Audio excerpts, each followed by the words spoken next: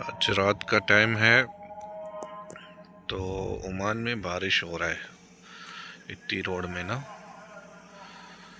सुबह में भी ये 6 का टाइम है, नमाज का टाइम है और नमाज पढ़ने के लिए उठा और बारिश का मौसम है, हल्की हल्की सी बारिश हो रही है और बहुत अच्छा मौसम बना हुआ है। बहुत ज़बरदस्त मौसम है, जैसे पाकिस्तान जैसा, इंडिया जैसा, पंजाब का जैसा हल्का हल्का सर्दी है और बहुत अच्छा मौसम बना हुआ है। बारिश हो रही है हल्की हल्की सी, कैमरे में शायद नज़र नहीं आएगी कि बिल्कुल स्लो और हल्की बारिश जो हो वो हो रही है और बहुत प्यारा मौसम बना हुआ है, देख सकते हैं।